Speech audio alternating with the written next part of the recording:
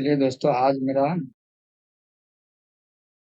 प्राचीन भारत का आज मेरा प्राचीन भारत का सिंधु घाटी सभ्यता से फिर से हम एमसीक्यू करेंगे हम। ठीक है।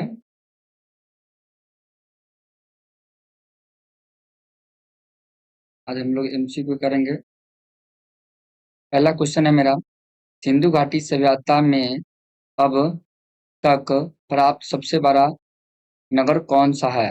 पहला हड़प्पा है, दूसरा मोहनजोदड़ो है, तीसरा राखीगढ़ है, चौथा धौलावीर है। इसका आंसर जो होगा वो मोहनजोदड़ो होगा। कौन होगा? मोहनजोदड़ो। इसका आंसर होगा मोहनजोदड़ो। मोहनजोदड़ो से हम और पढ़ लेते। मोहनजोदड़ो का खोज किसने किया था? तो आर डी बनर्जी। ठीक है। उसके बाद मोहनजोदड़ो की खोज कब हुआ था कि सभी को पता होगा, 1922 में हुआ होगा। ठीक है। मोहनजोदड़ो कहाँ है? तो ये फिलहाल पाकिस्तान में है, ये भी पता होना चाहिए आप लोगों को। और ये भी पता होना कि मोहनजोदड़ो किस नदी किनारे है? तो ये सिंधु नदी किनारे है। ठीक है। मोहनजोदड़ो पाकिस्तान किस जिला में है, ये भी जान लीजिए। माउंट गोमरी जिला में है। ठीक है। सॉरी, माउंट गोमरी नहीं है, लड़काना जिला में है। लड़काना जिला में है। ठीक है।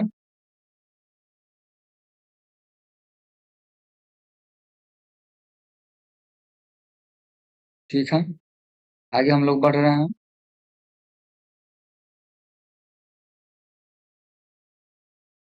दूसरा क्वेश्चन मेरा,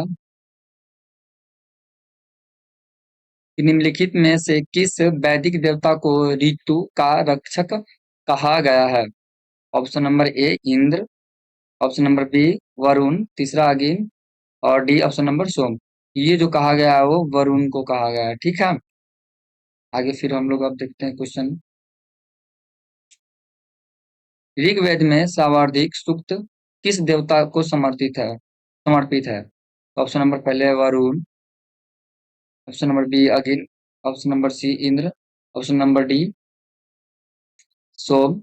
ये जो है ना, ये इंद्र को है। किस भगवान को है? इंद्र को है। उसमें इंद्र जो ऋग्वैदिक काल में था ना, जो इंद्र, ये महत्वपूर्ण देवता था।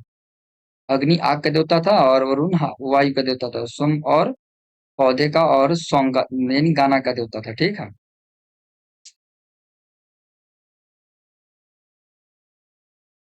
हम आते हैं, ये मेरा क्वेश्चन नंबर 4 है। उत्तर वैदिक काल में सर्वाधिक महत्वपूर्ण राजनीतिक संस्था कौन सी थी? ये बात आ रही है कि राजनीतिक संस्था कौन सी थी। तो उस समय मेरे पास राजनीतिक संस्था ए सभा भी था और समिति था।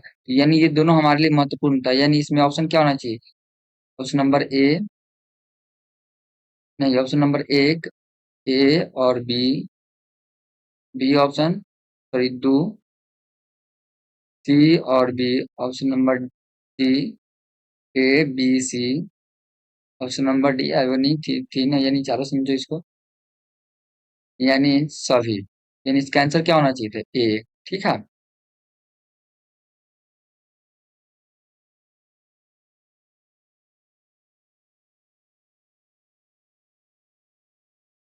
महाजनपदों में सबसे पहले किसकी साम्राज्यवादी नीति महाजनपद महाजनपद में से सबसे पहले किसने साम्राज्यवादी नीति अपनाई थी? ये कौन अपनाया था? ये मगध अपनाया था। ठीक है। सबसे पहले मगध अपनाया था। तो पर मगध में पहले पहला शासक करने वाला व्यक्ति कौन था? बिम्बसार। कौन था? बिम्बसार था। ठीक है। कौन सा वंश था? ये हर्यक वंश के था। ठीक है। हर्यक वंश के था। ये अपनी राजधानी कहाँ बनाई थी? तो राजगृह बनाई थी। ठीक है।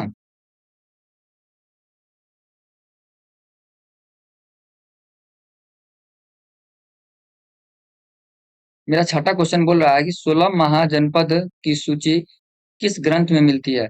ऑप्शन नंबर ए ऋग्वेद है, दूसरा ऑप्शन नंबर बी अंगुत्तर निकाय है, ऑप्शन नंबर सी महाभारत है, ऑप्शन नंबर डी अर्थशास्त्र है। तो इसका जो आंसर होगा ऑप्शन नंबर बी होगा। कौन से निकाय में? अंगुत्तर निकाय। अंगुत्तर निकाय किस धर्म से है? तो ये बौद्ध धर्म से है। ठीक है। और 16 महाजनपद की और क्या चीज से किस ग्रंथ से जानकारी मिलती है? तो और ये 16 महाजनपद की जानकारी हमें भगवती सूत्र से भी मिलती है। भगवती सूत्र किसका है? जैन धर्म का है। कौन सा धर्म का है? जैन धर्म का है। ठीक है।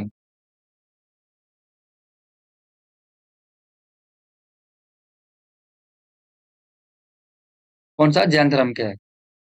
इसके अलावा आगे हम लोग क्वेश्चन पर बढ़ते हैं। महावीर, पहले 7वां क्वेश्चन है, महावीर स्वामी का यानी महावीर स्वामी के प्रथम गणधर कौन थे? Option number A Sudharma, option number B Indrabhuti Gautam, option number C Jambu, option number D Bhadrabahu. तो ये गौतम सॉरी महावीर स्वामी के प्रथम गणधर इंद्रभूति गौतम थे। ठीक है। ऑप्शन नंबर सॉरी अब अगला क्वेश्चन हम लोग पढ़ते हैं। 8वां क्वेश्चन है, बुद्ध ने अपना प्रथम उपदेश कहाँ दिया था? लुम्बिनी में दिया था, कुशीनगर में दिया था, सारनाथ में, वैशाली में। बुद्ध ने अपना पहला उपदेश सारनाथ में दिया था। सारनाथ में अपने 4-5 मित्र को दिया था। ठीक है। तो फिर ये भी किसी चीज से रिलेटेड है। तो ये लुम्बिनी में क्या हुआ था? बुद्ध भगवान का जन्म हुआ था। कुशीनगर में क्या होता था? मृत्यु हुआ था। ठीक है। और वैशाली में द्वितीय बौद्ध संगीति भी हुआ था। ठीक है। द्वितीय बौद्ध संगीति, द्वितीय बौद्ध संगीति काला शोक के काल में हुआ था। राजा इस समय जो था ना वो काला शोक था। काला शोक था। ठीक है। 9वां मेरा क्वेश्चन है, निम्नलिखित में से किस शासक ने पाटलिपुत्र राजधानी बनाया? पाटलिपुत्र राजधानी उदयन बनाया था। ठीक है। लेकिन पाटलिपुत्र ग्राम की राजधानी जो किया था ना वो अजातशत्रु किया था। लेकिन पाटलिपुत्र राजधानी की बात आ रही है तो ये उदयन किया था। ठीक है। 10वां क्वेश्चन है, मेगास्थनीज किस यूनानी शासक को राजदूत था? यानी मेगास्थनीज किस यूनानी शासक का राजदूत था? सिकंदर, सेल्यूकस निकेटर, आगे क्या है? Antiochus, Ptolemy. तो सेल्यूकस निकेटर जो मेगास्थनीज का जो राजदूत था वो सेल्यूकस निकेटर था। ठीक है। कौन था? सेल्यूकस निकेटर था। यानी मेगास्थनीज इंडिया में आया यानी भारत में, उन्होंने इंडिका नाम पुस्तक ली, इंडिका नामक पुस्तक लिखा। ठीक है। और ये मौर्य प्रशासन के बारे में जानकारी देता है। कौन सी प्रशासन के? मौर्य प्रशासन के बारे में। ठीक है। के बारे में। ठीक है। आते हैं, अशोक के अभिलेखों में को सर्वप्रथम किसने पढ़ा? यानी अशोक का अभिलेख सबसे सबसे सर्वप्रथम किसने पढ़ा? तो Alexander Cunningham, James Prinsep, John Marshall, Max Muller. तो अशोक का जो अभिलेख सबसे प्रथम बार जेम्स प्रिम्स ने पढ़ा था। कौन पढ़ा था? James Prim's. ठीक है। ये ब्रिटिश लेखक था। 12वां क्वेश्चन है, निम्नलिखित में कौन सा अभिलेख संस्कृत भाषा में है? पहला रुमिनदेई, दूसरा जूनागढ़, तीसरा गिरनार, चौथा धौड़िए। ये मेरा आंसर जो होगा वो जूनागढ़ था। ठीक है। जूनागढ़ जो अभिलेख था वो संस्कृत भाषा में था। ठीक है। ये संस्कृत भाषा में है। बाकी बात ये जो है ये ब्राह्मी लिपि में है यानी प्राकृतिक भाषा में है। ठीक है। ये भी गिरनार अभिलेख भी है, ये प्राकृतिक धौली भी ये भी प्राकृतिक भाषा में। कुषाण वंश का सबसे प्रसिद्ध शासक कौन था? इसका सबसे प्रसिद्ध शासक जो था वो कानिक्स था। ठीक है। कानिक्स के समय ही चौथी बौद्ध संगीति हुई थी। ठीक है। और कानिक्स के समय ही कनिष्क के समय हाँ कनिष्क एक उन्होंने 78 ईस्वी में शक कैलेंडर भी चलाया। कौन सा कैलेंडर? शक कैलेंडर। ठीक है। अतः चौथी बौद्ध संगीति किसके शासन काल में हुई है? अशोक के, अजातशत्रु के, कनिष्क के, हर्षवर्धन के। चौथी बौद्ध संगीति जस्ट हम पिछले क्वेश्चन को देखे हुए थे तो कौन सा था? कनिष्क था। तो इसमें भी क्या होगा? कनिष्क से होगा। पहला प्रयाग प्रशस्ति की रचना किसने की थी? यानी किसने किया था? हरिसेन था, बाणभट्ट था, कालिदास, विशाखादास। इसका जो किया था प्रयाग वस्तुत का हरिसेन किया था, ठीक है।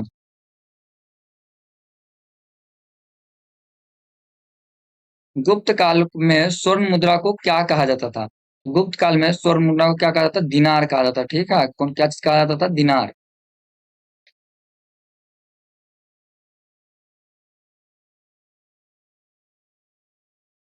नालंदा विश्वविद्यालय की स्थापना किस गुप्त शासक ने किया था? समुद्रगुप्त, चंद्रगुप्त द्वितीय, कुमारगुप्त, स्कंदगुप्त। तो नालंदा विश्वविद्यालय की स्थापना की बात आ जाए तो किसने किया था? ये किया था कुमारगुप्त ने किया था। कौन किया था? कुमारगुप्त। वही स्कंदगुप्त अयोध्या की स्थापना किया था, अयोध्या का, ठीक है। अतः हर्षचरित का लेखक कौन है? तो हर्षचरित का लेखक बाणभट्ट है, ठीक है। निम्नलिखित में किस शासक ने परम भागवत की उपाधि धारण की थी? तो किसने किया था? तो चंद्रगुप्त द्वितीय ने किया था, ठीक है। अगला क्वेश्चन मेरा है, गुप्त काल को भारतीय इतिहास का स्वर्ण युग कहा जाता है। इस काल में साहित्य, विज्ञान, कला, गणित, अभूतपूर्व का विकास हुआ। इस ऑप्शन केवल एक सही है, ऑप्शन बी केवल दो सही है, ऑप्शन नंबर सी कथन एक मतलब कथन दो एक की व्याख्या करता है, यानी दोनों सही है। तो कथन थी ऑप्शन डी, दोनों सही है परंतु दो कथन एक की व्याख्या नहीं करता है, ठीक है। इसमें बताना है कि इसका आंसर कौन होगा, ठीक है। ये क्या होगी, ये बात दोनों सही है, ठीक है। और एक दोनों कथन सही है, दोनों एक दो की एक की व्याख्या भी करता है। गायत्री मंत्र, गायत्री मंत्र किस वेद में मिलता है? तो ये ऋग्वेद में मिलता है, ठीक है।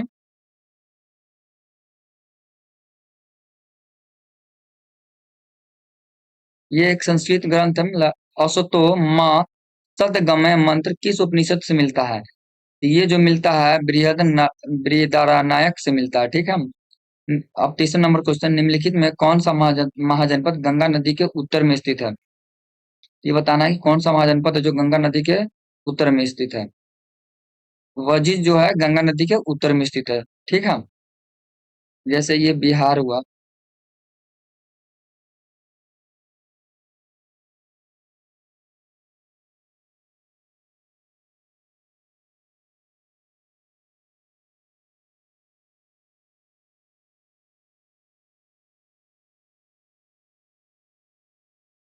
यहाँ से जो गंगा नदी फ्लो करता है,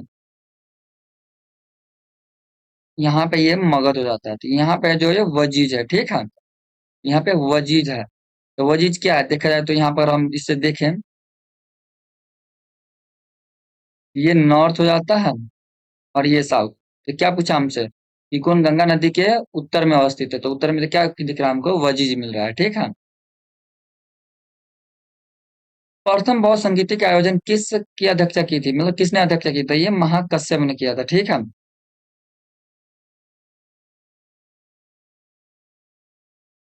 जैन धर्म की प्रथम संगीति कहाँ हुई थी? तो ये कहाँ हुआ था? वैशाली में हुआ था कि पाटलिपुत्र में या वल्लभी में या राजगीर में? इसका जो हुआ था वो पाटलिपुत्र में हुआ था, ठीक है।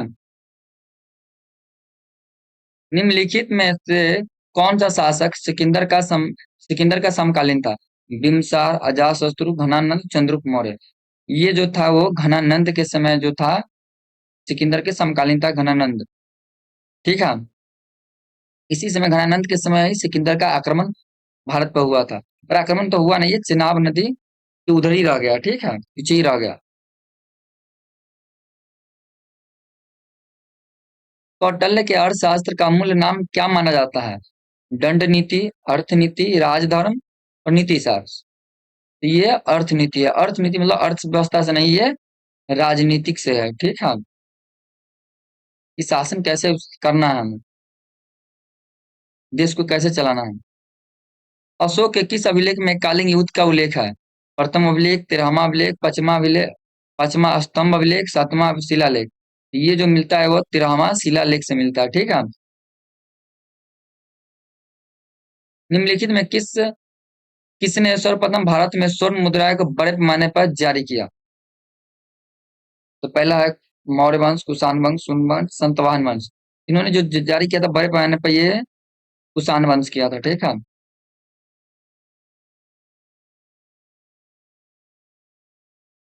बताओ कनिष्क की राजधानी क्या थी? मैंने कनिष्क अपना राजधानी कहाँ बनाया था? पाटलिपुत्र में था, पुष्पुर में था, तक्षशिला में, उज्जैन में था।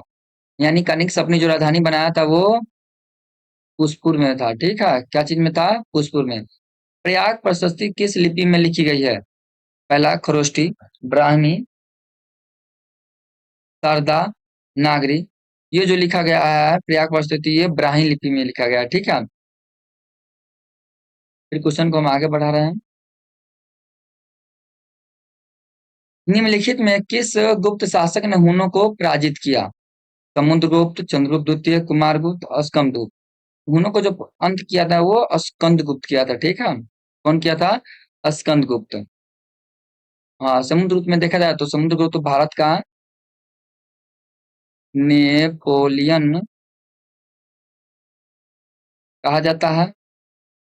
कहने वाला जो व्यक्ति था वो, यानी जो इतिहासकार था, बी एस स्मिथ था, ठीक है। ऐसा माना था कि समुद्र का जो घोड़ा था तो वो 3 समुद्र का पानी पीता है, 3 समुद्र का पानी पीता है। वही हम देख लेते हैं चंद्रगुप्त द्वितीय का। तो चंद्रगुप्त द्वितीय का, ये दूसरा कलर ले लेते। चंद्रगुप्त द्वितीय में नवरत्न रहते थे। कौन रहते थे? नवरत्न रहते थे, ठीक है। चंद्रगुप्त भी, जो चंद्रगुप्त जो था,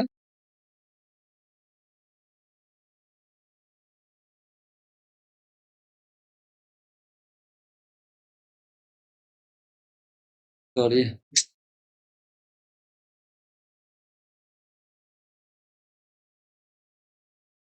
यानी चंद्रगुप्त द्वितीय में नवरत्न रहता था, नवरत्न, ठीक है। और दूसरी बात, चंद्रगुप्त द्वितीय के समय इन्होंने विक्रमादित्य को उपाधि धारण की थी, ठीक है। और आगे हम बढ़ते हैं। आगे, नवरत्न किस शासक के दरबार से संबंधित माने जाते हैं? तो कौन होगा? समुद्रगुप्त, चंद्रगुप्त द्वितीय, विक्रम, हर्षवर्धन, कनिष्क। तो कौन होगा? चंद्रगुप्त द्वितीय, ठीक है। आगे हम फिर पढ़ते हैं हम लोग। हर्षवर्धन की राजधानी, पूछ रहा है कि हर्षवर्धन की राजधानी क्या थी? कनौज था, थानेश्वर था, पाटलिपुत्र, उज्जैन।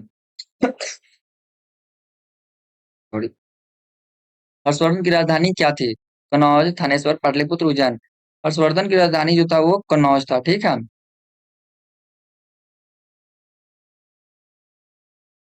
अगला, हर्षचरित किस भाषा में लिखा गया? पाली में, प्रकृति में, संस्कृत में, अपभ्रंश में। ये संस्कृत भाषा में लिखा गया हर्षचरित, ठीक है।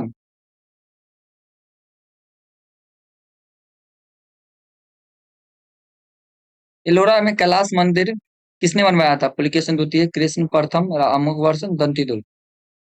एलोरा में जो कैलाश मंदिर है वो दंती दुर्ग न होकर एक राजकोट, क्या बोलते हैं, राजकूट ने बनाया था। ये राजकूट वंश में था और इसका संस्थापक जो था दंती दुर्ग था, ठीक है।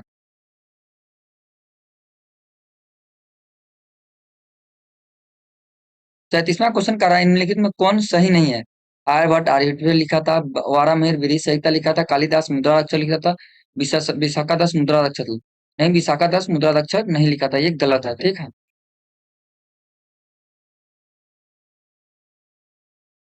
निम्नलिखित कथनों पर विचार करें। नालंदा विश्वविद्यालय में केवल बौद्ध धर्म की शिक्षा दी जाती है।